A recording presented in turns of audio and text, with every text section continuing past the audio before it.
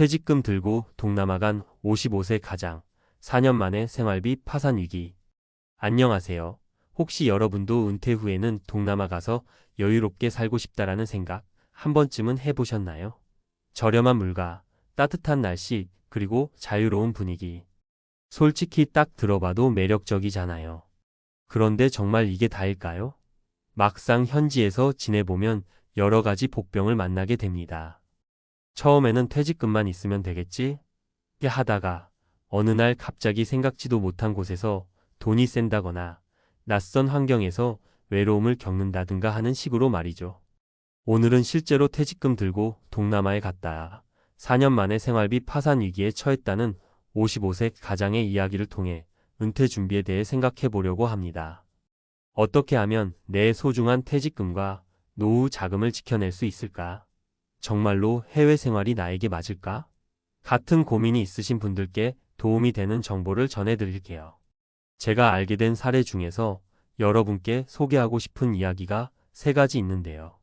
각각의 분들이 처한 상황은 조금씩 다르지만 다들 공통적으로 준비가 부족했을 때 생기는 위험을 보여줍니다. 이 세 가지 사례를 차례대로 한번 들어보시죠. 사례 1. 현지 물가가 싸다라는 막연한 믿음의 함정. 인물 소개. 이름 가명 김성수 55세. 직업 배경 국내 중견기업 30년 근무 53세의 명예퇴직. 가족 상황 아내와 함께 동남아 이주. 이야기. 성수 씨는 은퇴 준비를 하면서 내 퇴직금 정도면 동남아에서 10년은 문제없이 살겠지? 라고 생각했습니다. 처음엔 물가가 싸니까 월 10만 120만 원으로도 충분할 거라고 믿었죠. 실제로 초반에는 한국보다 식비도 싸고 월세도 저렴해서 만족했다고 합니다. 문제는 시간이 지날수록 점점 예상치 못한 지출이 늘어나더라는 거예요. 예를 들면 한국 음식을 그리워할 때가 있잖아요. 고추장, 김치, 라면 등등 이런 식재료를 현지에서 구하려면 한국보다 훨씬 비싼 가격을 지불해야 했습니다. 게다가 아내가 갑자기 치과 치료를 받아야 했는데 살던 지역 근처에는 믿을 만한 병원이 없어 비교적 큰 도시의 국제병원을 찾다 보니 치료비가 한국보다 더 많이 나온 거예요. 이런저런 비상금은 준비해 놔야 한다고 생각했지만 생각보다 훨씬 더 많이 필요하더라고요. 성수 씨가 하소연한 말인데 정말 이게 쉽게 간과하기 쉬운 부분입니다. 결국 월 10만 120만 원으로 살겠다던 계획이 150만 원, 200만 원으로 점점 늘어났고 예금과 퇴직금이 바닥을 보이기 시작했죠. 사례 2. 외국인 비자와 이민 규정 생각보다 복잡하고 비용도 만만치 않다. 인물 소개. 이름 가명 이정훈 58세. 직업 배경 공무원 퇴직 후 2년간 국내 생활, 이후 동남아 이주. 가족 상황 혼자 거주, 자녀는 성인. 이야기. 정훈 씨는 공무원으로 정년퇴직을 한 뒤 혼자서 동남아를 찾아갔습니다. 혼자니만큼 더 자유로운 생활을 원했거든요. 그런데 막상 현지에 가보니 비자 문제나 체류 기간 연장 같은 행정 절차가 까다롭고 예상외로 돈이 들어가더랍니다. 처음에는 관광 비자로 입국했다가 현지 은행에 일정 금액을 예치하거나 특정 연령 이상은 연금 증명서를 제출해야 장기 체류 비자를 받을 수 있다는 사실을 알게 되었어요. 거기에 수시로 바뀌는 이민 규정 때문에 변호사나 에이전시의 도움을 받아야 할 때도 있습니다. 이럴 때마다 통역 비용, 서류 준비 비용, 행정 수수료가 쭉쭉 나가죠. 그래도 뭐 한두 번이면 되겠지라고 생각하시기 쉽지만 매년 갱신해야 하는 경우도 많습니다. 현지 사정이 조금만 바뀌어도 또 다른 종류의 비자를 알아봐야 하고요. 정훈 씨는 처음부터 이 부분을 깊게 준비하지 않은 게 가장 큰 실수였다라고 말하더군요. 또 나이가 들면서 병원 갈 일도 늘고 보험 문제도 생각보다 복잡해지니 총체적으로 계획 없이 시작한 은퇴 해외 생활이 얼마나 위험한지 절감했다고 합니다. 사례 3. 외로움과 문화 차이, 예상 이상의 심리적 부담. 인물 소개. 이름 가명 박종민 56세. 직업 배경 대기업 영업팀 과장, 54세의 조기 퇴직 후 동남아 이민. 가족 상황 혼자 거주. 이야기. 종민 씨 이야기는 돈 문제보다는 심리적 외로움이 굉장히 컸어요. 동남아가 한국보다 물가는 싸고 날씨는 따뜻하지만 결국 낯선 곳이잖아요. 처음에는 바다도 가고 카페도 가고 여행객처럼 즐겁게 지냈대요. 그런데 한두 달 지나니까 현지어가 잘 안 통하고 주변에 마음 터놓고 얘기할 사람도 없어서 점점 우울해졌다고 해요. 현지 친구를 사귀려면 그 문화나 언어를 익혀야 하는데 나이가 들수록 이게 쉽지가 않습니다. 아파트 단지 내 커뮤니티나 교민 모임이 있어도 정작 깊은 인간관계로 이어지기까지는 오랜 시간이 걸리죠. 그 사이 종민 씨는 외로움을 달래기 위해 한국을 자주 오가며 지냈는데 그럴 때마다 항공권 비용이 어마어마하게 들었습니다. 그뿐 아니라 오랫동안 외국 생활을 하면 예기치 못한 사건 사고도 마주하게 되는데 그럴 때마다 내가 이 나라에서 제대로 보호받고 있는 걸까? 하는 걱정이 들었다고 해요. 예를 들어 갑자기 소매치기를 당하거나 아파트 관리비 문제로 분쟁이 생기면 언어와 제도가 낯선 상황에서 스트레스가 굉장히 커진다는 겁니다. 함께 생각해 볼 점. 이렇게 세 가지 사례를 통해 보면 동남아 생활비 저렴이라는 공식은 어느 정도 맞긴 하지만 절대적인 진리는 아닙니다. 기본적인 생활에 드는 비용은 한국보다 적을 수 있어도 예상치 못한 상황이나 비상금이 필요한 순간이 계속해서 찾아오니까요. 가장 중요한 건 내가 어떤 생활 방식을 원하는지, 그리고 그 생활에 필요한 구체적인 비용은 어느 정도인지 정말 현실적으로 따져보는 겁니다. 남들은 100만 원으로 산다는데 나는 한국 음식도 먹어야 하고 한국 지인들과도 교류를 해야 하니 사실상 15만 200만 원이 들어갈 수도 있고요. 또 4년 만에 생활비 파산 위기라는 자극적인 이야기가 남의 일처럼 보이실 수도 있습니다. 하지만 정작 본인이 현지에서 응급 상황을 맞닥뜨리면 환율 변동도 있고 비자나 보험 문제도 꼬이고 갑자기 목돈이 필요해지는 상황이 얼마든지 생길 수 있습니다. 그리고 무엇보다 심리적인 외로움이 생각보다 큽니다. 해외에서 살며 겪는 문화 차이, 언어 장벽, 교통이나 행정 절차의 불편함 등은 일상생활에 직접적인 영향을 끼칩니다. 소위 로망처럼 보였던 해외 생활이 현실로 다가왔을 때 그 무게감을 견딜 체력과 마음가짐이 되어 있어야 해요. 그래서 저는 꼭 말씀드리고 싶은 게 은퇴 후 동남아 이민을 고민하신다면 최소 1년 이상은 준비하고 미리 장기 체류 형태로 한두 달 정도 살아보면서 현지 생활을 경험해 보시라는 겁니다. 인터넷 정보나 여행자의 시선으로는 절대 알 수 없는 실제 거주의 현실이 있거든요. 마지막으로 혹시나 동남아로 나가신다면 미리 한국으로 돌아올 준비 자금도 챙겨두시면 좋겠습니다. 막상 해외 생활이 나와 맞지 않더라도 다시 한국으로 돌아와 적응하는데도 돈이 들고 시간이 필요해요. 자녀가 있는 분이라면 더더욱 예기치 못한 상황에서 가족에게 재정적 심리적 부담을 줄 수 있잖아요. 결국 중요한 건 계획입니다. 퇴직금으로 동남아 가서 살면 편하고 싸게 살 거라는 막연한 기대감은 위험해요. 오늘 소개한 세 가지 사례가 그 사실을 잘 보여주고 있습니다. 여러분도 부디 은퇴 후 내 삶의 방향을 고민하실 때 여러 리스크를 충분히 따져보시길 바랍니다.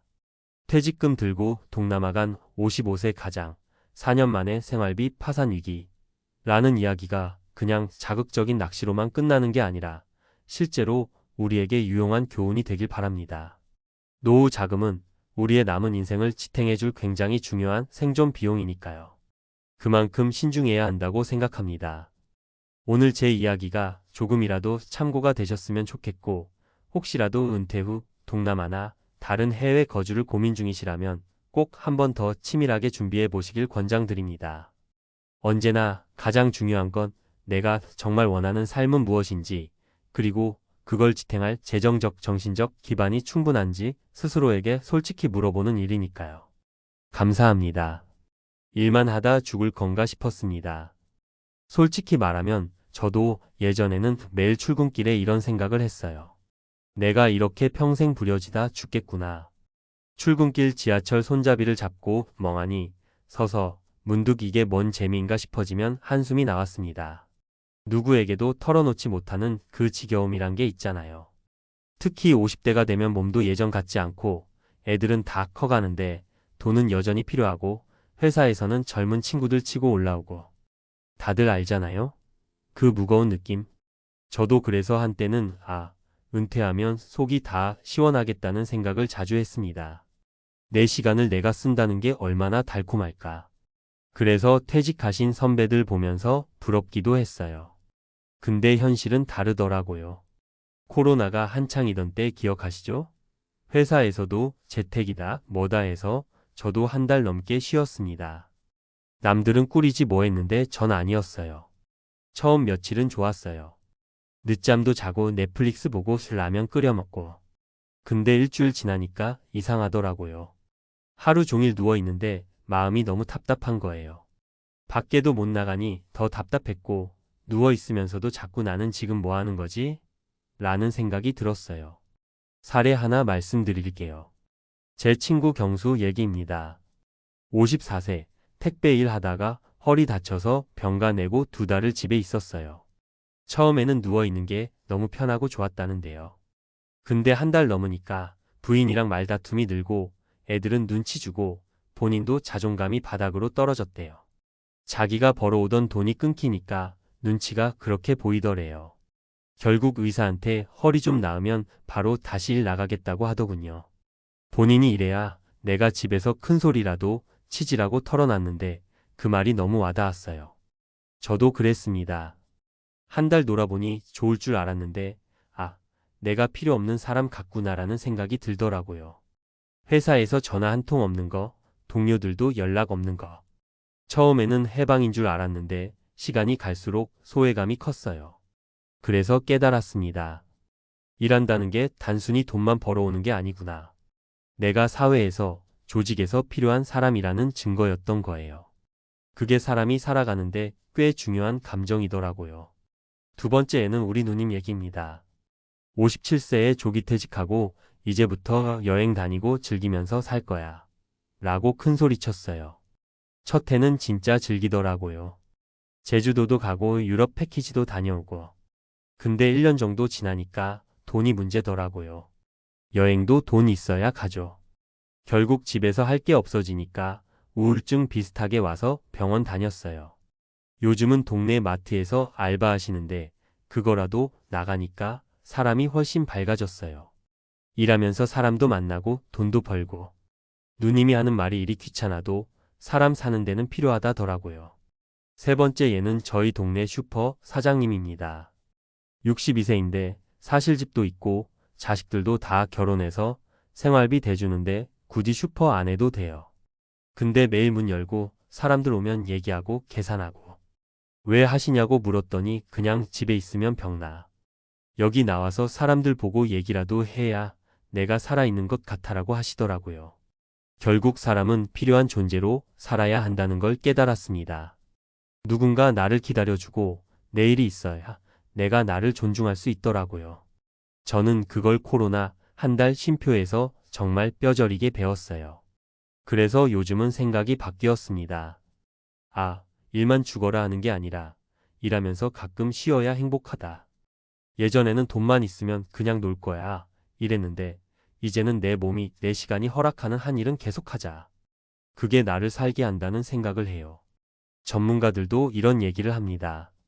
심리학에서 역할 상실롤 로스이라는 게 있어요.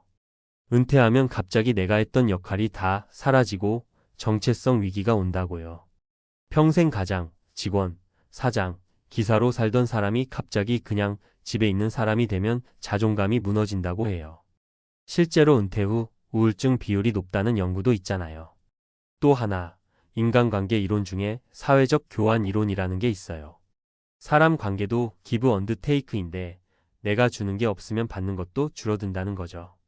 일하면서 내가 사회에 주는 게 있어야 관계도 유지되고 인정도 받는 거예요. 마지막으로 행복 연구에서 의미 있는 활동이야말로 노년의 행복을 결정하는 가장 큰 요소라고 합니다. 의미 있는 활동이 꼭 돈을 많이 벌어야 한다는 건 아니지만 보통 일이라는 게 우리 삶에서 그 역할을 해줍니다. 단순히 생계 유지가 아니라 내가 여전히 필요한 사람이라는 증명서 같은 거예요. 그래서 저는 앞으로도 일할 겁니다. 물론 예전처럼 밤낮 없이 하진 않을 거예요. 나이도 있고 건강도 생각해야죠. 대신 내 리듬대로 주 34일이라도 시간제라도 내가 아직 필요하다는 걸 느끼면서 살 겁니다. 혹시 지금 이 글 읽는 분 중에 나 이제 일 그만두고 쉴 거야 라고 생각하는 분이 있으면 한 번 더 생각해 보셨으면 좋겠습니다. 진짜로 완전히 아무것도 안 하고 쉬는 게 행복일까? 아니면 적당히 일하면서 가끔 쉬는 게 더 행복하지 않을까요? 우리 50대, 60대가 가장 많이 하는 착각이 돈만 있으면 행복할 거다라는 것 같아요. 근데 그게 아니라 내가 여전히 의미 있는 역할을 하고 있다는 감각이 우리를 살게 합니다. 저처럼 일만 하다 이게 사는 건가 회의가 드셨던 분들이라면 한 번쯤은 제 이야기에도 공감해 보셨으면 좋겠습니다. 저는 그 한 달의 쉼표가 제 인생의 전환점이었어요. 이제는 불평불만만 하면서 일하지 않습니다. 내가 일할 수 있다는 건 아직 나한테 기회가 있다는 거다. 아직 나를 필요로 하는 사람이 있다는 거다라고 생각하면서요. 우리 모두 일하면서도 가끔 쉬고 쉬면서도 다시 일할 수 있는 그 힘을 함께 유지합시다. 그게 나이 들어서도 우리가 웃을 수 있는 비결이라고 저는 믿습니다. 이번에는 앞서 쓴 공감 위주의 이야기 흐름을 토대로 왜 일해야 하는가, 은퇴 준비나 은퇴 후 일의 의미를 전문가적인 시각으로 조금 더 깊게 풀어보면서 실제로 활용할 수 있는 구체적 팁과 사례를 담아드릴게요. 솔직히 말해볼까요? 나이 들어서 일한다는 게 쉽진 않아요. 몸도 예전 같지 않고 세상도 변했고 경쟁도 심하죠. 그래서 많은 분들이 이제 그만하고 쉬자라고 생각합니다. 그런데 은퇴 전문가, 노인 심리 전문가들은 한 목소리로 이런 조언을 해요. 완전히 손 놓고 쉬는 건 오히려 위험하다고요. 왜 그럴까요? 첫째 이유는 역할 상실이 주는 심리적 타격입니다. 심리학에서 말하는 역할 이론에 따르면 사람은 자신이 맡은 역할로 정체성을 느낍니다. 30년 넘게 직장 다닌 분이 갑자기 명함 반납하고 나면 그 순간 내가 누구지? 라는 공허함이 확 덮쳐요. 서울대 사회복지학과에서 발표된 한 연구에서는 은퇴 후 2년 안에 우울감이 급증하는 사람의 비율이 30%를 넘는다고 보고됐습니다. 두 번째는 사회적 관계가 무너지기 쉽다는 겁니다. 많은 분들이 친구 많으니 괜찮아 하세요. 그런데 직장 잃으면 연락 줄어듭니다. 사회적 교환 이론에서 보듯 인간관계는 주는 게 있어야 유지돼요. 직장 동료와 점심 먹으면서 나누던 소소한 대화, 고객에게 인사받고 나누는 짧은 미소도 사실 중요한 사회적 교류입니다. 세 번째 이유는 생각보다 빠르게 오는 경제적 압박이에요. 한국노동연구원 자료를 보면 국민연금 수령액이 평균 월 60만 원대예요. 기대보다 적죠. 은퇴자 조사에서 충분히 모았다고 생각했는데도 불안하다는 응답이 70% 넘게 나옵니다. 이유는 간단합니다. 매달 꼬박꼬박 들어오던 월급이 사라진 거예요. 여기서 중요한 건 은퇴 후에도 소득의 지속성이 삶의 만족도와 직결된다는 사실입니다. 서울시 복지재단 연구에서도 노후 생활 만족도가 가장 높은 집단은 일정한 수입원이 있는 그룹이었습니다. 자, 그러면 실제 생활에서 어떻게 준비하면 좋을까요? 첫째, 완전 은퇴 말고 점진적 은퇴를 계획하세요. 전문가들이 제일 많이 권하는 게 이겁니다. 한 번에 일을 끊지 말고 시간을 줄이거나 부담을 낮춰서 계속 이어가는 거죠. 예를 들어 주 5일에서 주 3일로 풀타임에서 파트타임으로. 실제 사례가 있어요. 58세의 대기업에서 퇴직한 분이 있습니다. 퇴직금이 3억 넘게 나왔어요. 처음엔 이제 끝이다 했는데 6개월 만에 돈 나가는 속도에 놀랐대요. 그래서 대리운전, 경비일 알아보다가 결국 아는 지인이 하는 도장 가게에서 오전만 나가게 됐어요. 하루 4시간만 일해도 살 것 같아졌다는 말을 하더라고요. 부담도 적고 사람도 만나고 자존감이 살아난 거죠. 둘째, 일돈벌이라는 고정관념을 좀 내려두세요. 일이라고 해서 무조건 돈을 많이 벌어야 한다는 법은 없습니다. 전문가들은 생산적 활동을 권합니다. 봉사, 동네 활동, 취미 기반 강사 같은 것도 훌륭한 일이에요. 미국의 한 연구에서는 주 10시간 이하라도 규칙적으로 하는 일이 있는 노인의 우울증 비율이 30% 감소했다고 나와 있어요. 실제로 제가 상담했던 분 중에 62세에 마트 계산대 알바하시는 분이 계셨어요. 돈은 크지 않아요. 한 달에 60만 원 정도. 그런데 집에만 있으면 몸도 마음도 병날 것 같았다. 지금은 일주일에 4일 나가면서 사람도 만나고 좋다고 하셨어요. 셋째, 자신의 건강을 고려해 선택하세요. 일을 계속하라고 하면 아프면 어떡해요? 라고들 물으세요. 맞습니다. 건강이 1순위죠. 그런데 중요한 건 적당히 몸을 쓰는 일은 오히려 건강을 지킨다는 거예요. 2022년 한국보건사회연구원 보고서에 따르면 가벼운 근로나 봉사활동이 노인의 운동량을 증가시켜 만성질환 발생을 늦춘다고 나옵니다.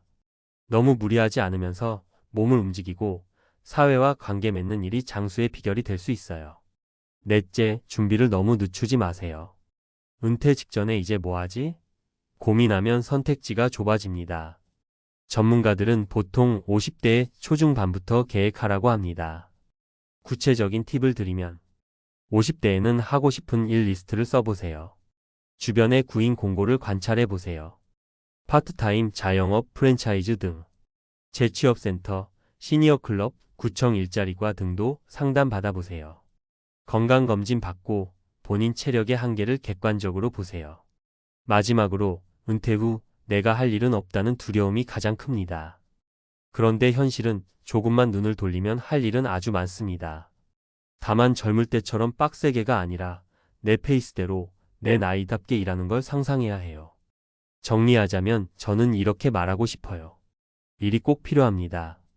하지만 일의 방식은 달라져야 합니다. 더는 2030대처럼 밤새고 주 6일 뛸 필요 없어요. 대신 내가 할 수 있는 만큼 내 시간을 존중하면서 하는 일을 찾으라는 겁니다. 그렇게 하면 은퇴 후에도 나는 여전히 누군가에게 필요한 사람, 스스로에게 자랑스러운 사람으로 살 수 있습니다. 돈도 조금 벌면 더 좋죠. 그리고 무엇보다 마음이 훨씬 건강해집니다. 여러분이 은퇴 후를 고민 중이라면 오늘부터라도 나는 은퇴 후에도 어떤 일을 하고 싶을까를 진지하게 적어보세요. 그게 바로 은퇴 준비의 진짜 시작입니다. 은퇴 후에는 이제 편히 쉬며 여행도 다니고 마음껏 취미생활을 즐기고 싶다. 많은 이들이 은퇴를 앞두고 이런 꿈을 꾸며 준비하지만 실제로 은퇴 후 생활은 생각보다 많은 현실적인 벽을 마주하게 됩니다. 자산이 8천만 원이라면 과연 그 꿈을 실현할 수 있을까요? 부부 두 사람이 은퇴 후 생활을 시작하면서 맞이한 현실적인 어려움과 이를 어떻게 해결해 나갔는지 그들의 이야기를 통해 은퇴 후 삶에 대한 진지한 고민을 나누고자 합니다. 은퇴 후의 경제적 자유는 대체로 개인의 자산 크기에 달려 있지만 그 자산을 어떻게 운용하느냐에 따라 삶의 질이 크게 달라질 수 있습니다. 자산이 8천만 원일 때 얼마나 현실적인 생활을 할 수 있는지 그리고 그 자산을 어떻게 잘 운용해야 하는지에 대해 구체적인 사례를 통해 이야기해 보겠습니다. 본론 1. 은퇴 후 자산 8천만 원으로 시작한 첫 번째 부부의 삶. 민수 씨 60대 초반과 그의 아내인 소영 씨 60대 초반은 직장에서 35년을 일한 후 은퇴했습니다. 둘은 은퇴를 준비하면서 8천만 원의 자산을 모았고 이제는 고향으로 돌아가 조용한 삶을 꿈꾸며 은퇴 생활을 시작했습니다. 하지만 현실은 예상보다 녹록지 않았습니다. 생활비 문제 그들은 은퇴 후 매달 고정적으로 발생하는 비용이 상당히 큰 부담이 되리라 예상하지 못했습니다.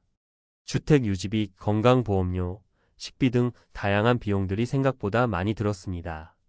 특히 민수 씨는 예상보다 건강 상태가 좋지 않아 병원 치료비가 추가로 발생했고 소영 씨는 다양한 취미를 가지려다 보니 여유 자금이 빠르게 줄어들었습니다. 생활비 절감 노력 이들은 이 비용을 절감하기 위해 외식이나 여행을 자제하고 가능한 한 자주 집에서 식사를 하며 생활을 꾸려나갔습니다. 주택은 오래된 집을 유지하며 큰 리모델링 없이 작은 수리로 버티기로 했습니다. 적절한 자산 운용 그들은 8천만 원을 단순히 예금으로만 두지 않고 일부를 월배당 ETF에 투자해 꾸준한 수익을 얻기 시작했습니다. 또한 작은 사업을 통해 소득을 추가적으로 얻으면서 여유를 조금씩 찾기 시작했습니다. 2. 자산 8천만 원으로 노후 생활을 안정적으로 꾸린 두 번째 부부의 사례. 지민 씨와 윤희 씨는 또 다른 은퇴 후 부부입니다. 이들은 자산 8천만 원을 가지고 은퇴를 했습니다. 하지만 이들 부부는 민수 씨와는 다르게 도시에서 은퇴 후 생활을 선택했습니다. 도시 생활의 특징. 대도시에서 은퇴 후 생활하는 것은 고정비 부담이 더 클 수밖에 없습니다. 이들은 첫 몇 달 동안 서울에서 생활을 하면서 월세와 관리비, 그리고 교통비 등 다양한 비용이 예상보다 많이 들었습니다. 특히 도시의 높은 물가로 인해 외식 비용이 크게 들었고, 이는 생활비에 큰 영향을 미쳤습니다. 주거비 문제. 자산이 8천만 원이라면 서울에서의 주거 문제는 큰 고민거리였습니다. 이들은 결국 월세 대신 아파트 전세로 이사를 결심했으며, 그렇게 해서 비교적 안정적인 주거 환경을 마련할 수 있었습니다. 하지만 여전히 생활비를 절감하는 데는 어려움이 있었습니다. 투자와 소득 창출. 지민 씨와 윤희 씨는 자산 8천만 원을 모두 예금으로만 두지 않고 일부를 채권에 투자하여 안정적인 수익을 추구했습니다. 이들은 또한 각자의 경력을 활용해 프리랜서로 일하면서 부수입을 얻고 있으며, 이는 그들의 생활비 부담을 덜어주는 데 큰 역할을 했습니다. 3. 세 번째, 부부 자산 8천만 원을 활용한 저비용 고효율 노후 생활. 진수 씨와 수연 씨는 자산이 8천만 원이지만 이를 효율적으로 활용하기 위해 다양한 방법을 모색했습니다. 이들은 생활비를 최소화하면서도 노후를 즐기고 싶은 마음이 컸습니다. 낮은 비용의 생활 환경 구축. 진수 씨와 수연 씨는 자산을 크게 두 가지 방식으로 나누어 운용했습니다. 하나는 자산 3천만 원을 안정적인 예금에, 나머지 5천만 원은 다양한 투자처에 나누어 분배했습니다. 이들은 지역적 특성을 고려해 고정비를 줄이기 위해 지방 소도시로 이주했습니다. 지방에서는 서울보다 월세나 생활비가 저렴해 더욱 많은 여유 자금을 마련할 수 있었습니다. 자산 분산 투자. 이들은 5천만 원 중 일부는 주식 투자에, 일부는 월배 당형 펀드에 투자하여 안정적인 수익을 추구했습니다. 이와 함께 진수 씨는 유튜브 채널을 통해 소소한 수익을 올리며 여유롭게 은퇴 생활을 즐기고 있습니다. 건강관리와 소소한 취미활동. 건강관리와 취미를 통해 노후의 삶의 질을 높이기 위해 노력했으며, 이를 위한 비용은 최소화했습니다. 운동과 취미활동을 집에서 즐기며 건강을 유지하고, 여행은 가급적 국내 여행으로 다녀 생활비를 절감했습니다. 결론. 자산 8천만 원으로 은퇴 후 안정적인 생활을 꾸려나가는 것은 결코 쉽지 않은 일입니다. 각기 다른 방법을 통해 생활비를 절감하고 자산을 효율적으로 운용한 부부들의 사례를 통해 은퇴 후 자산 관리의 중요성을 다시 한번 깨달을 수 있었습니다. 중요한 것은 자산이 크지 않더라도 어떻게 활용하느냐가 은퇴 후 삶의 질을 결정짓는다는 사실입니다. 여러분도 자신만의 전략을 세워 경제적 자유와 안정된 노후 생활을 설계할 수 있기를 바랍니다. 자산 8천만 원을 가진 부부의 은퇴 후 생활을 어떻게 안정적으로 꾸릴 수 있을지에 대한 전문가적인 관점에서의 분석을 드리겠습니다. 1. 은퇴 후 생활비의 핵심 요소. 은퇴 후에는 기본적으로 소득원이 끊기게 되며 기존의 월급으로 지출을 충당할 수 없게 됩니다. 따라서 은퇴 준비에서 가장 중요한 점은 자산을 어떻게 운용할 것인지에 대한 전략입니다. 자산 8천만 원으로 은퇴 후 생활을 꾸리기 위해서는 고정비와 변동비를 면밀히 파악하고 이를 관리할 수 있는 전략을 세우는 것이 필수적입니다. 고정비, 주거비, 보험료, 건강관리비 등 매달 지출되는 고정비는 예산에서 큰 부분을 차지합니다. 서울과 같은 대도시에서는 주거비 부담이 크기 때문에 은퇴 후 지방으로 이주하여 주거비를 절감하는 방법을 고려할 수 있습니다. 예를 들어 전세나 월세를 줄이고 비교적 저렴한 생활비로 노후를 꾸려나갈 수 있는 지역으로 이주하는 것이 효과적입니다. 변동비, 외식, 여행, 취미생활 등은 변동성이 큰 지출 항목입니다. 은퇴 후에는 여유로운 시간을 즐기고자 하는 욕구가 있지만 이러한 지출이 과도하게 되면 자산이 급격히 소진될 수 있습니다. 따라서 은퇴 후에는 이러한 지출을 줄이는 동시에 여유를 즐기기 위한 비용을 계획적으로 관리하는 것이 중요합니다. 2. 자산 운용 전략. 자산 8천만 원으로 은퇴 후 생활을 유지하려면 단순히 예금을 두는 것만으로는 충분하지 않습니다. 자산을 어떻게 분배하고 투자할 것인지에 대한 전략을 세워야 합니다. 예금과 안정적인 투자. 은퇴 후의 자산 운용에서 가장 중요한 점은 원금 손실을 최소화하는 것입니다. 예금이나 안전한 채권 등의 자산의 일부를 분배하는 것이 좋습니다. 그러나 예금만으로는 인플레이션을 감당하기 어렵기 때문에 자산의 일부를 주식이나 월배당 ETF와 같은 투자 상품에 할당하여 안정적인 수익을 추구하는 것이 바람직합니다. 월배당 ETF 및 안정적인 수익원. 월배당 ETF는 매달 일정한 수익을 제공하는 금융상품으로 은퇴 후 정기적인 소득을 원할 때 유용한 전략이 될 수 있습니다. 또한 적절한 비율로 주식 투자에 참여하면 자산을 더욱 효율적으로 운용할 수 있습니다.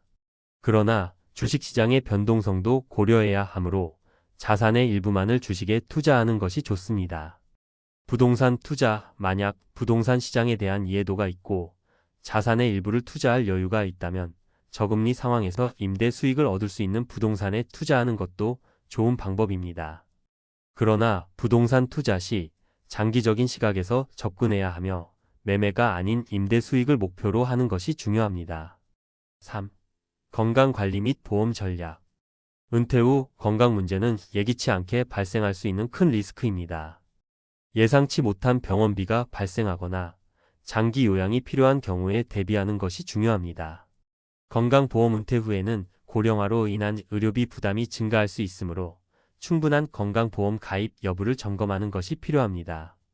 또한 건강 상태에 따라 필요한 치료와 요양 비용을 예측하여 그에 맞는 예산을 마련하는 것이 중요합니다.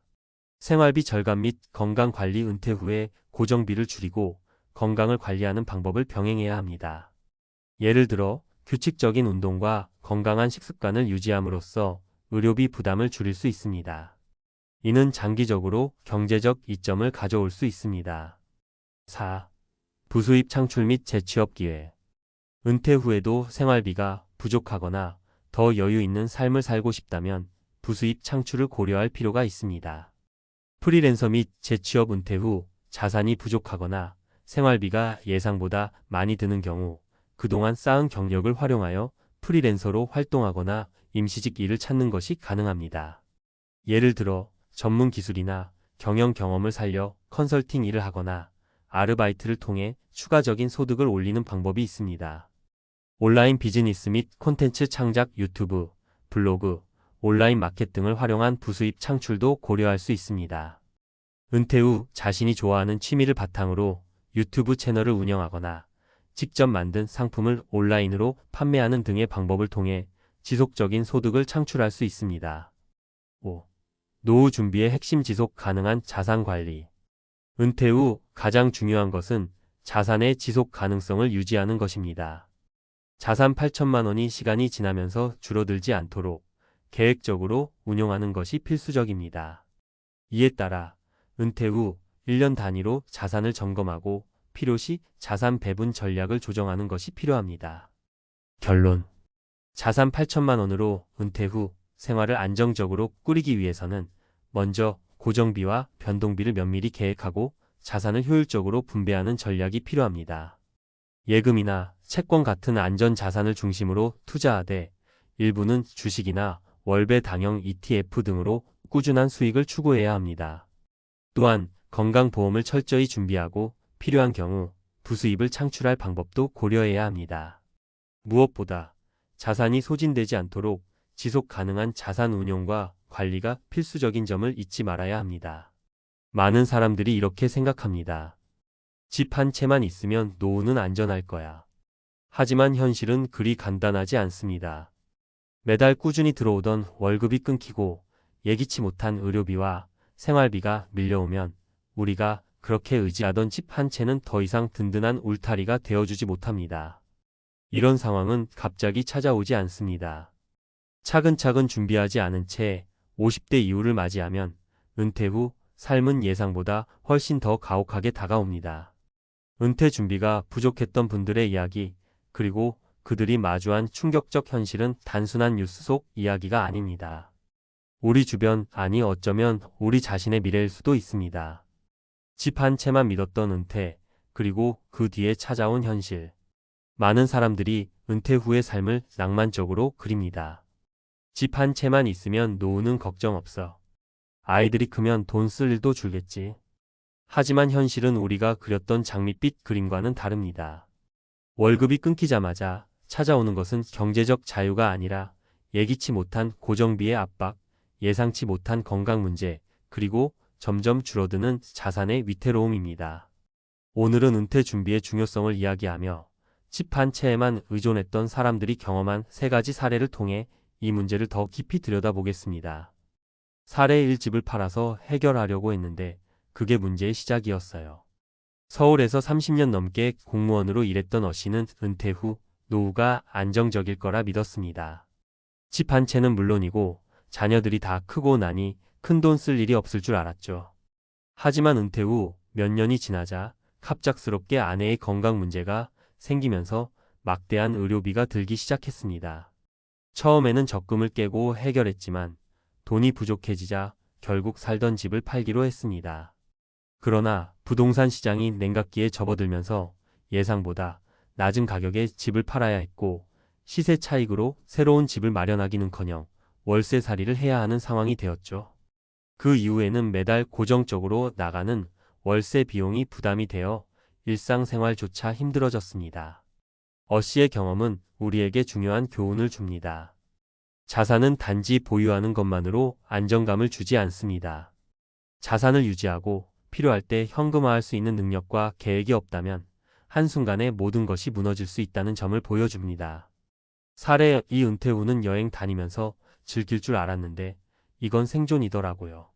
50대 중반의 대기업에서 은퇴한 B 씨는 퇴직금을 받고 세계 여행을 떠나는 계획을 세웠습니다. 직장 다니는 동안은 바빠서 못했던 일들을 하나씩 이루겠다는 기대감에 가득 차 있었죠. 그러나 문제는 B 씨가 여행에 돈을 너무 많이 썼다는 점입니다. 몇 년간 해외를 오가며 즐겁게 지냈지만 그 사이에 물가는 계속 올랐고 퇴직금은 빠르게 줄어들었습니다. 한때 안정적이라 믿었던 집 한 채 역시 유지비가 생각보다 많이 들었습니다. 관리비, 재산세, 그리고 집 수리를 위한 비용이 예산을 넘어섰죠. 더 이상 자산에서 나오는 이자만으로는 생활비를 충당할 수 없어 은퇴 후에도 다시 일을 찾아야 했습니다. B 씨는 이렇게 말합니다. 은퇴 후는 놀기만 하면 되는 게 아니더라고요. 이제 와서 다시 일자리를 찾으려니까 나이가 많아서 불러주는 곳도 없고 그저 생존하기 위해 몸부림치는 날들이 이어지고 있어요. 사례 3 아이들만 믿고 있었는데 그게 큰 착각이었어요. C 씨는 자녀들에게 많은 기대를 걸었습니다. 자녀들이 경제적으로 독립하면 자신들도 은퇴 후 더 여유로운 삶을 살 수 있을 거라고 생각했죠. 하지만 막상 자녀들이 결혼을 하고 나니 도움을 요청하는 일이 점점 많아졌습니다. 한 자녀는 결혼 자금으로 목돈을 빌려달라고 했고 다른 자녀는 생활비 지원을 요청했습니다. C 씨는 자녀의 부탁을 거절하지 못해 자신들의 노후 자금을 쓰기 시작했습니다. 그 결과 자녀들에게 도움을 준 뒤로는 남은 돈이 거의 없어 노후 생활이 어려워졌습니다. 자녀들은 감사하지만 그들도 경제적 어려움을 겪고 있어서 도움을 주지 못했습니다. C 씨는 말합니다. 부모라면 자식에게 주는 게 당연하다고 생각했는데 막상 내 노후를 위해서 준비한 게 없다는 걸 깨달았어요. 이제는 도움을 받을 수 있는 사람도 없고 그저 혼자 살아가야 해요. 우리는 무엇을 준비해야 할까? 이 사례들은 모두 공통점을 가지고 있습니다. 은퇴 후 삶이 막연한 기대나 희망만으로는 유지될 수 없다는 것입니다. 그렇다면 우리는 어떤 준비를 해야 할까요? 1. 고정 비용을 줄이는 전략. 집 한 채만 믿고 모든 걸 해결하려 하지 마세요. 집을 유지하는 데 드는 비용은 생각보다 많습니다. 자산을 유지할 수 있는 구조를 만들어야 하고 때로는 집을 현금화하거나 규모를 줄이는 것도 필요합니다. 2. 안정적인 현금 흐름 확보. 퇴직 후에도 지속적인 현금 흐름이 필요합니다. 월세 수익이 나오는 부동산, 이자, 수익이 발생하는 금융상품 또는 은퇴 후에도 할 수 있는 일자리를 찾아야 합니다. 3. 자녀와의 관계 재정립. 자녀에게 모든 기대를 걸지 마세요. 자녀는 자녀의 삶을 살아야 하고 우리는 우리 스스로를 책임져야 합니다. 자녀에게 도움을 줄 수는 있지만 자신의 노후를 희생하면서까지는 안 됩니다. 마무리. 집 한 채만 믿었는데라는 말은 많은 사람들의 은퇴 후 이야기를 대변합니다. 하지만 한 가지 확실한 건 집 한 채만으로는 우리의 노후를 지킬 수 없다는 것입니다. 은퇴 후 삶은 철저한 준비와 계획이 없으면 예상보다 훨씬 가혹하게 다가올 수 있습니다. 오늘 이야기한 사례들은 현실을 반영한 경고의 메시지입니다. 이제는 우리의 노후를 책임질 준비를 시작할 때입니다. 아직 늦지 않았습니다. 지금이라도 준비하세요.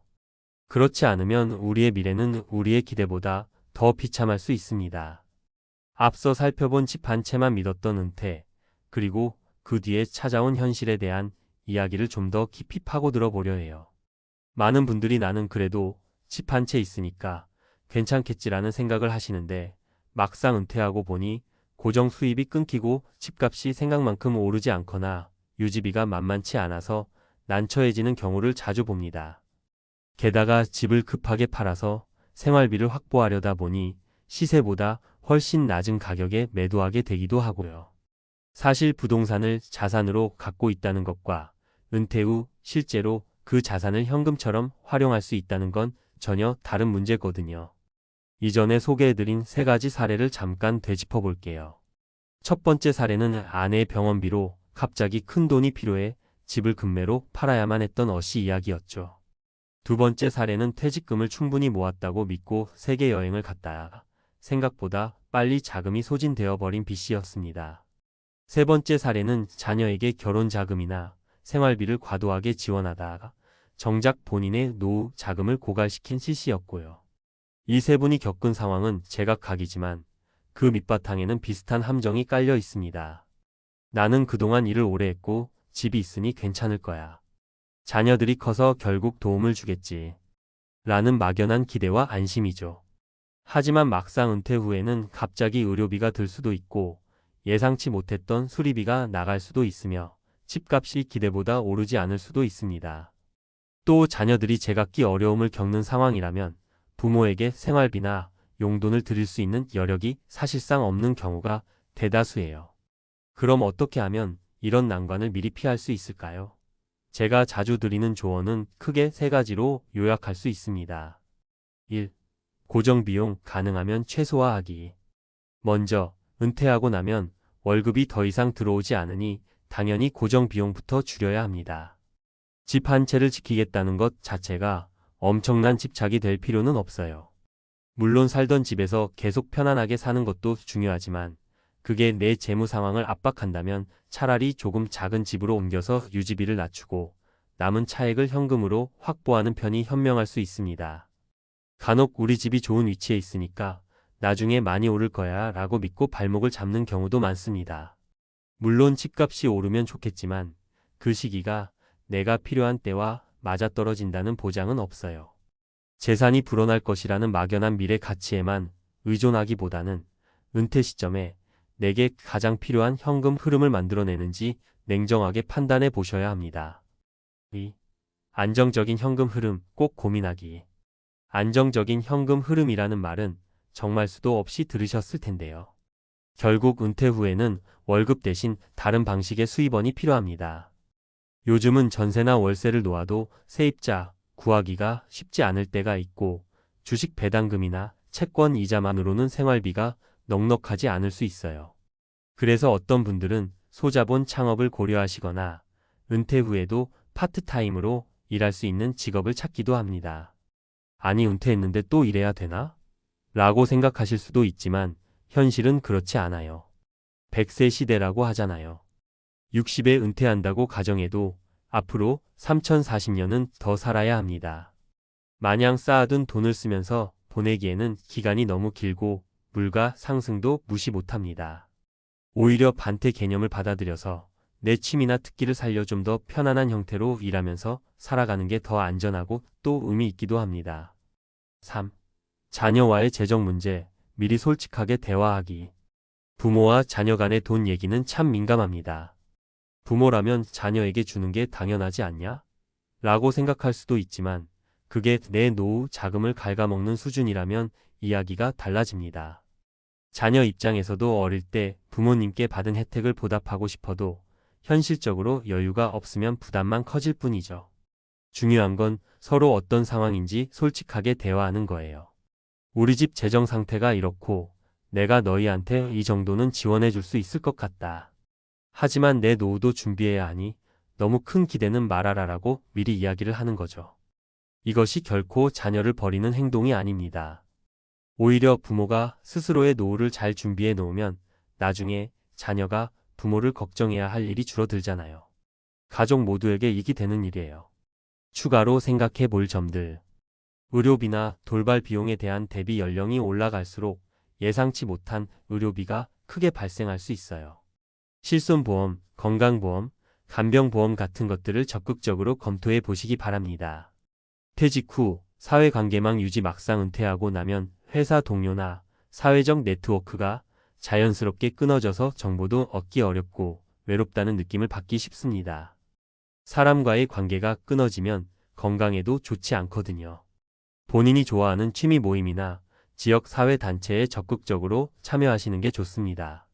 인플레이션 물가 상승 고려 현재 1년에 23%씩 물가가 오른다고 보면 10년 뒤에는 지금의 돈 가치가 훨씬 떨어지게 됩니다. 오늘 200만 원이면 살 수 있는 것도 10년 후에는 훨씬 부족할 수 있다는 얘기죠. 적정 투자 전략을 세우거나 연금 상품을 잘 활용해야 돈 가치를 어느 정도 지킬 수 있습니다. 마무리하며 집 한 채만 믿었는데 은퇴 후 삶이 이렇게 불안정할 줄 몰랐다라는 이야기는 더 이상 남의 일이 아닙니다. 이미 많은 분들이 겪고 있는 현실이고 앞으로 더 많아질 거예요. 문제는 그러한 상황을 극복할 수 있는 방법이 전혀 없는 게 아니라 충분히 미리 준비하면 막을 수 있다는 겁니다. 은퇴 후 3040년이라는 긴 시간을 고려할 때 내가 과연 살아온 방식 그대로 살 수 있을까?를 객관적으로 점검해 보시는 게 정말 중요해요. 집 한 채를 포기하든 줄여가든 다른 형태로 바꾸든 요점은 지금 내 형편에서 어떻게 현금을 만들어내고 또 어떻게 지출을 절제하느냐입니다. 더불어 자녀와 적절한 거리를 두면서도 서로를 배려하고 혹시 모를 건강 문제에도 대비해 두시면 은퇴 후 삶이 조금 더 편안해질 겁니다. 결국 은퇴 준비는 선택이 아니라 필수입니다. 직장에 다닐 때 아니면 조금 여유가 있을 때라도 지금 당장 내 재정 상태를 돌아보시고 잘못된 부분이 있다면 조정하셔야 해요. 막연히 집값 올라가겠지, 자녀가 도와주겠지, 난 아직 젊으니 좀 더 있다가 준비해도 되겠지라고 생각하면 어느새 문턱에 도달한 은퇴 시점에서 더 큰 후회를 하게 될 겁니다. 오늘 전문가 칼럼을 통해 제가 드린 조언이 조금이라도 도움이 되셨으면 좋겠습니다. 스스로 점검해 보시고 필요한 부분이 있으면 빠르게 개선해 나가셔서 집 한 채만 믿고 있다가 내 노후가 어려워지진 않을까 하는 불안을 해소하시길 바랍니다. 은퇴는 끝이 아니라 제2의 인생을 시작하는 시점입니다. 그 인생을 조금 더 행복하고 안정적으로 살 수 있도록 지금 이 순간부터 하나씩 준비해 나가시길 진심으로 응원합니다. 감사합니다.